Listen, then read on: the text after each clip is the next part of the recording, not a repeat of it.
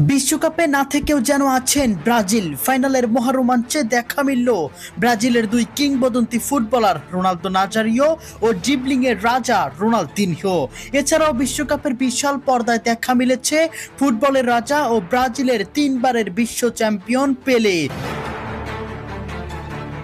বিশ্বকাপের ফাইনাল মানেই ফুটবল প্রেমীদের জন্য এক আবেগঘন মুহূর্ত। মাঠের লড়াইয়ের পাশাপাশি এবারের ফাইনালে ছিল আরও একটি বিশেষ আকর্ষণ। যদিও ব্রাজিল এবারের বিশ্বকাপে নিজেদের যাত্রা অনেক আগেই শেষ করেছে, তবুও ফাইনালের মঞ্চে যেন নতুন করে উপস্থিত ছিল পাঁচবারের বিশ্ব চ্যাম্পিয়ন দেশটি।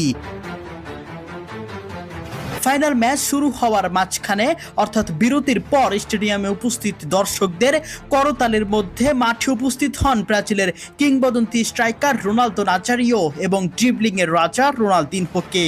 দুই কিংবদন্তি একসঙ্গে দেখে উচ্ছ্বাসে ফেটে পড়েন উপস্থিত আর্জেন্টিনার সমর্থকরাও। শুধু তাই নয়, ফুটবল ইতিহাসের অন্যতম সেরা কিংবদন্তি ব্রাজিলের তিনবারের বিশ্বকাপ জয়ী পেলের ছবিও ভেসে ওঠে বিশাল পর্দায়। প্রয়াত এই মহান ফুটবলারের প্রতি এমন শ্রদ্ধা জানিয়ে বিশ্ব ফুটবলের সর্বোচ্চ নিয়ন্ত্রক সংস্থা ফিফা কেবল ব্রাজিলকেই নয়, গোটা ফুটবল ইতিহাসকেই সম্মান জানিয়েছেন।